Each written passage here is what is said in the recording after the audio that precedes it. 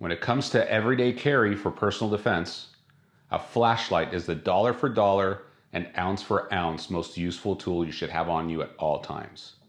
I'll tell you why in this episode of Tactical Tidbits.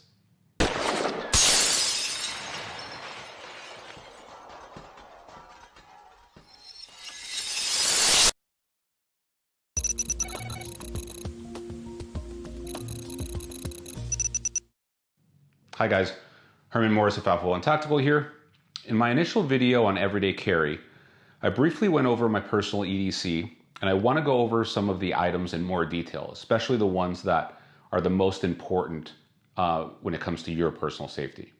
And I decided to start with the handheld flashlight because it's the one tool that most people have access to and can own and carry, in most places at least, without the risk of violating any laws or regulations. But before I get started, I want to specify that when talking about an everyday carry flashlight for the purposes of personal defense, I'm talking about a tactical flashlight. What does that entail?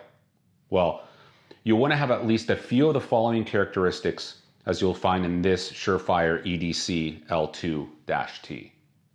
Okay, so for starters, it should have a robust metal housing that can withstand strikes. So whether that be from being used as a blunt striking instrument or from being dropped, the light needs to remain operational no matter what. Because of this, tactical flashlights are usually made of some sort of metal, most commonly steel or aluminum, and have a strike bezel that is hard enough to strike while having the glass recessed enough to be protected. Okay? Now there are a few other preferable characteristics, but I don't want to get into them in this episode. For now, I just want to focus on explaining why tactical flashlights can play such an important role in personal defense. So let's get to it. Firstly, as I mentioned earlier, flashlights are tools that pretty much anyone in any part of the world can own and carry. In addition, if you remember back to my video about the 3 Ds of personal defense, D1 or detect is a crucial part of personal safety. Being able to identify and avoid a potential threat is a huge advantage.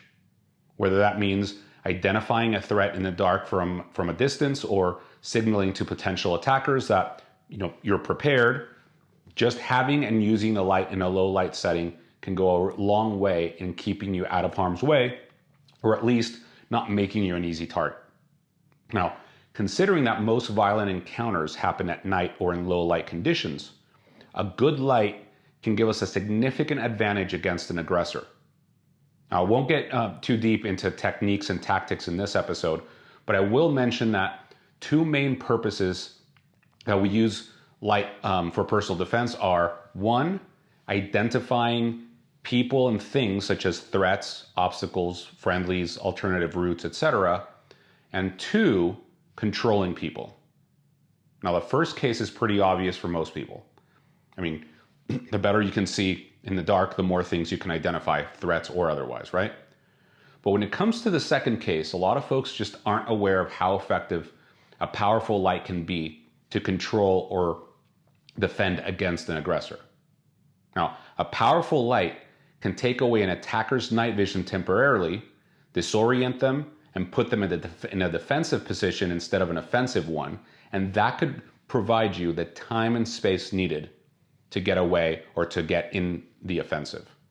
Now, the benefit of using a light offensively or defensively in this manner is that it doesn't do physical damage, so it's easier to de-escalate if it turns out that you misread a situation, or even if someone did intend to attack you but is now backing down given that they're now at a disadvantage. Remember, D2 is defuse. We should take every opportunity to de-escalate and defuse a potentially violent situation. Now, in the event that that isn't possible and we find ourselves in D3, defend, we can then go back to our light and even implement it as a striking tool if necessary, or a steel or aluminum flashlight. It's much harder and can take much more punishment than the small bones in your hand. Okay, but remember, tools aren't very effective unless you have the right skills and tactics to deploy them and the mindset to stay in the fight. In fact, if not used correctly and with discipline, using white light can end up being more of a liability than an asset. another episode, I'll introduce some of those tactics and skills that you'll need to keep safe. But until then, if you want to learn more about how to own the darkness, visit our class schedule at alphaonetactical.com and check out our classes, specifically our low light courses.